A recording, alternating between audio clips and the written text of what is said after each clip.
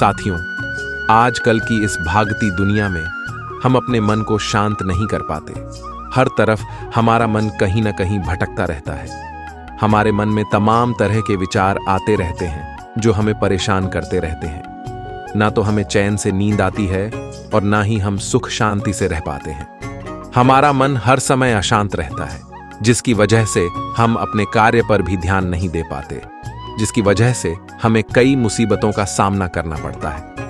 अशांत मन की वजह से हम अपनी जिंदगी को सही तरीके से जी ही नहीं पाते। चिंता और बेचैनी हर पल हमें सताती रहती है। कहते हैं, अगर आपका मन शांत हो गया, यानी आप अपने मन को शांत करना सीख गए, तो आप दुनिया की हर एक वस्तु पर विजय पालोगे। मन की शांत होते ही आपको असीम सुख शांति का अनुभव होने लगेगा। आज की इस वीडियो में हम यही जानेंगे कि हम अपने मन को शांत कैसे करें। साथियों, एक बार की बात है, एक गरीब आदमी था। वह हर रोज नजदीक के बौद्ध मंदिर में जाकर वहां साफ सफाई का काम करता और फिर अपने काम पर चला जाता था। अक्सर वह उस मंदिर में अपने लिए रोज मांगता कि हे बुद्ध, मुझे आशीर्वाद दीजिए ताकि मेरे पास ढेर सारा धन दौलत आ जाए। एक दिन जब वह गरीब व्यक्ति बौद्ध मंदिर में साफ सफाई कर रहा था, साफ सफाई करने के बाद जब वह प्रार्थना के लिए बैठा तो उसने वही पुरानी बात दोहराई। वो अपने लिए ढेर सारा धन दौलत मांगता। उसकी यह बात एक बौद्ध महात्मा सुन लेते हैं। वो महात्मा बड़े ही चमत्कारिक महापुरुष थे। उन्होंने कई सारी सिद्धियां प्राप्त की थीं, लेकिन कभी भी वह अपनी सिद्धियों का गलत उपयोग नहीं करते थे। बौद्ध महात्मा ने उस गरीब आदमी से पूछ ही लिया कि क्या तुम मंदिर में केवल इसलिए काम करने आते हो कि तुम्हें कुछ मिल जाए? उस गरीब आदमी ने पूरी ईमानदारी से कहा, हो आत्मा, मेरा उद्देश्य तो यही है कि मेरे पास ढेर सारा धन आ जाए, इसीलिए तो यहां दर्शन करने आता हूं। मैं बाजार में पटरी पर सामान लगाकर बेचता हूं, पता नहीं मेरे सुख के दिन कब आएंगे। महात्मा ने कहा, तुम चिंता मत करो, जब तुम्हारे सामने अवसर आएगा तब ऊपर वाला तुम्हें आवाज नहीं लगाएगा, बस चुपचाप तुम्हारे सामने अवसर खोलता जाएगा। गरीब युवक चला गया। समय ने पलटा खाया। वह अधिक धन कमाने लगा। इतना व्यस्त हो गया कि मंदिर में जाना ही छूट गया। कई वर्षों बाद वह एक दिन सुबह ही मंदिर पहुंचा और साफ सफाई करने लगा। उसे फिर वही बौद्ध महात्मा मिल जाते हैं। बौद्ध महात्मा ने उससे बड़े ही आश्चर्य से पूछा, क्या बात है? इतने वर्षों बाद याद आया, सुना है तुम बहुत बड़े सेठ बन गए हो। वो व्यक्ति बोला, मैंने बहुत धन कमाया, अच्छे घरों में बच्चों की शादियां की, पैसे की कोई कमी नहीं है, पर दिल में चैन नहीं है। मन में आता है कि रोज सेवा करने आता रहूं, पर आ ना सका। हे प्रभु, आपने मुझे सब कुछ दिया, पर जिंदगी में चैन नहीं दिया। बौद्ध महात्मा ने कहा, तुमने वह मांगा ही कब था जो तुम्हें चैन मिलेगा? धन तुम्हें चाहिए था, वह तो तुम्हें मिल गया, तो फिर आज यहां क्या करने आए हो? उसकी आंखों में आंसू भर आए। वह वहीं पर उन बौद्ध महात्मा की चरणों में गिर पड़ा। अब कुछ मांगने के लिए सेवा नहीं करूंगा, बस मन को शांति मिल जाए। बौद्ध महात्मा ने कहा कि पहले यह तय करो कि अब कुछ मांगने के लिए मंदिर की सेवा नहीं करोगे, बस मन की शांति के लिए ही आओगे। महात्मा ने कहा कि हम तुम्हें 10 सूत्र के बारे में बताएंगे। अगर तुम उन 10 सूत्र को समझ लोगे तो तुम्हारी जिंदगी में सुख शांति आ जाएगी, लेकिन अगर तुम मेरी उन 10 बातों को सुनने के लिए तैयार हो तो ही मैं बोलूंगा। सेठ ने कहा कि हे महात्मा, आप जो भी कहेंगे मैं आपकी सारी बात सुनूंगा, क्योंकि मैं अब दुनिया से ठोकर खाकर लौट आया हूं। अब मुझे शांति चाहिए, कृपया आप मुझे वह 10 सूत्र बताने का कष्ट करें। महात्मा ने कहा कि मन को शांत रखने के लिए पहला सूत्र है, किसी के काम में तब तक दखल ना दें जब तक कि आपसे पूछा ना जाए। महात्मा ने कहा कि कई बार यह भी देखने को मिलता है कि कुछ लोग बिना राय मांगे अपनी राय देने लगते हैं और दूसरे के कामों में दखलंदाजी करने लगते हैं, जिससे कई बार होता है कि सामने वाले को उसकी बातें अच्छी नहीं लगती। जब तक आपसे बोला ना जाए तब तक आप किसी के काम में दखलंदाजी ना दें। अगर आप हर जगह इधर उधर की फालतू की बातों में रहेंगे, दूसरे के कामों में टांग अड़ाते रहेंगे, तो आप तमाम तरह के विचारों में उलझे रहेंगे, जो आपके मन को हमेशा अशांत करता रहेगा। महात्मा ने कहा कि मन को शांत करने के लिए दूसरा सूत्र है, माफ करना और दूसरों के बातों को भूलना सीखें। कई बार कुछ लोगों को देखा जाता है कि कोई बात उनके मन में बैठ गई तो वे उस बात पर बार बार विचार करते रहते हैं। यह क्यों हो गया? वह कैसे हो गया? उसने मेरे साथ ऐसा किया। ये सब विचार उनके दिमाग में चलते रहते हैं, जो कि उनके दिमाग को बार बार आसान कर देता है। पहली बात तो यह है कि माफ करने की आदत डालें। हाँ, अगर कोई जानबूझकर गलती कर रहा है तो उसे माफ नहीं करें। उस व्यक्ति से दूरियां ही बनाना बेहतर है। लेकिन हाँ, अगर किसी से भूल से गलती हो गई तो आप उसे माफ करना सीखें, क्योंकि माफ वही करता है जो इंसान बड़ा होता है। जब कोई इंसान किसी को माफ करता है तो उसके मन के सारे नकारात्मक विचार दूर हो जाते हैं। उसके मन में बैठी तमाम प्रदूषित भावनाएं दूर होने लगती हैं, जिससे उसका मन शांत होने लगता है और उसे अच्छा महसूस होने लगता है। इसलिए माफ करने की आदत डालें ताकि आपका दिमाग शांत रह सके। महात्मा ने कहा कि मन को शांत करने का तीसरा सूत्र है पहचान पाने की लालसा ना रखें। महात्मा ने उस सेठ से कहा कि सेठ, कई बार यह होता है कि लोग पहचान बनाने के चक्कर में इधर उधर का काम करते रहते हैं, जैसे बड़े लोगों के साथ उठना बैठना, उनकी जी हुजूरी करना।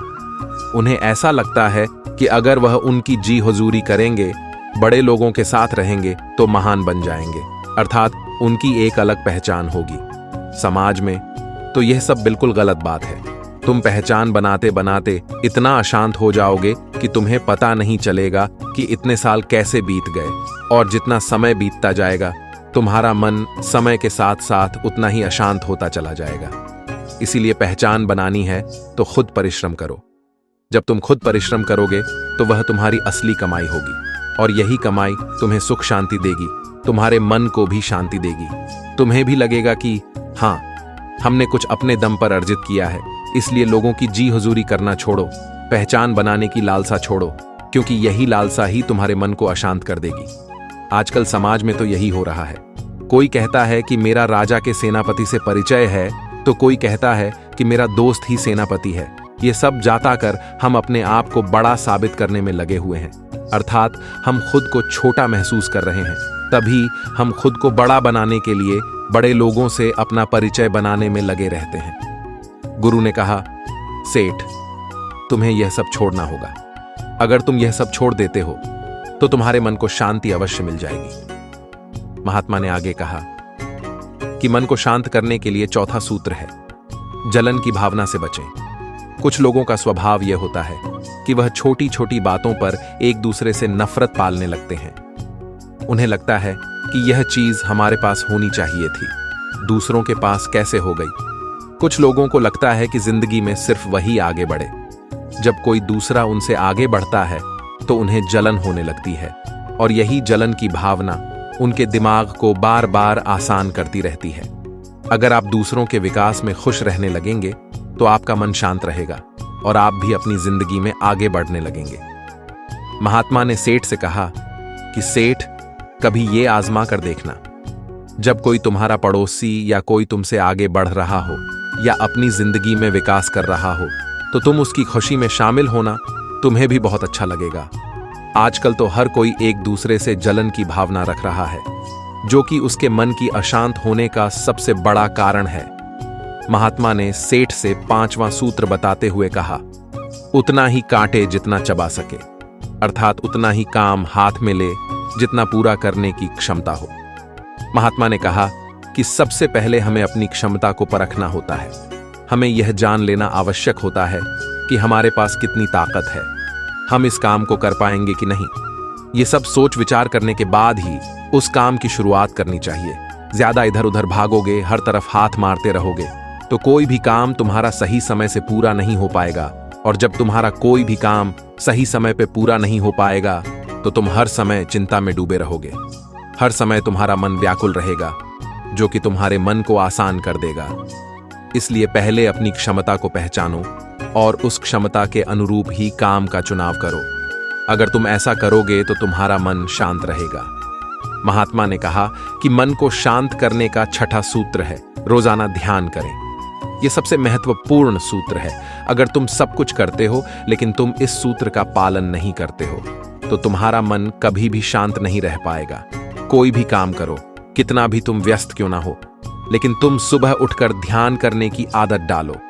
ध्यान करने से तुम्हारे अंदर एक सकारात्मक ऊर्जा का विकास होता है। तुम खुद को जान पाने में सफल हो पाते हो। ध्यान से तुम्हारे शरीर की सभी प्रक्रियाएं सुचारू रूप से चलेंगी और शरीर के हार्मोन संतुलित मात्रा में अपना अपना काम करते रहेंगे। इसलिए प्रतिदिन ध्यान करने की आदत डालें, क्योंकि ध्यान ही एकमात्र ऐसा तरीका है जिससे हम कुछ भी पा सकते हैं।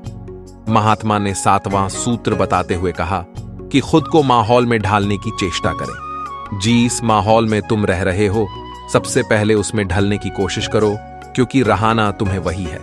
मान लो अपने इस भारतवर्ष में जब बारिश का मौसम आता है तो हम अपने अनाज को अपने घर में रख लेते हैं। ठंड का मौसम आता है तो हम उन्हीं कपड़े पहन लेते हैं। गर्मियों का मौसम आता है तो हम हल्के सूती कपड़े पहनते हैं। इसका मतलब यह है कि हम मौसम के हिसाब से अपने आप को ढाल लेते हैं। महात्मा कहते हैं कि इंसान वही सफल होता है जो अपने आप को उस परिवेश में ढाल पाता है, परिस्थितियां कैसी भी हों। लेकिन अगर तुम उन परिस्थितियों के हिसाब से ढलने में सफल हो गए तो फिर तुम्हारा मन शांत रहेगा। महात्मा ने सेठ से 8वां सूत्र बताते हुए कहा, जो कभी बदल नहीं सकता उसे सहना सीखो। कई बार हम कुछ ऐसे कार्य करने लगते हैं जिसका ना तो कोई सर होता है और ना ही कोई पैर। अगर ऐसा कार्य हम करेंगे तो हमारा समय बर्बाद होगा। इसमें कुछ भी मिलने वाला नहीं है जो हमारे वश में है। हमें उस काम को पूरी ऊर्जा के साथ करना चाहिए। अगर हमें बड़े बदलाव लाना है तो पहले हमें छोटे छोटे बदलाव खुद हमारे अंदर लाने होंगे। बड़ी सफलता अर्जित करने से पहले खुद की छोटे छोटे गलतियों को सुधारना बहुत जरूरी होता है। मान लो अगर गर्मी पड़ रही है तो तुम ठंडी का मौसम नहीं ला सकते हो, या मैं कहूं कि गर्मी के मौसम में तुम अगर यह सोचो कि मौसम ठंडा हो जाए तो यह कभी नहीं होने वाला है। तुम्हें खुद को बदलना पड़ेगा। खुद को बदल लोगे तो मौसम का कोई भी प्रभाव तुम पर नहीं पड़ेगा, अर्थात परिस्थितियों का कोई भी प्रभाव तुम पर नहीं पड़ेगा। इसलिए जो कभी बदल नहीं सकता, तुम उसे बदलने में अपना समय बर्बाद मत करो। 9वां सूत्र महात्मा बताते हुए कहते हैं कि किसी भी काम को टाले नहीं और ऐसा कोई काम न करें जिससे आपको बाद में पछताना पड़े। महात्मा ने कहा कि अक्सर लोग यही करते रहते हैं कि आज का काम कल पर टालते रहते हैं, और फिर जब कल का काम करना होता है तो उनके पास पहले वाले काम का बोझ तो रहता ही है।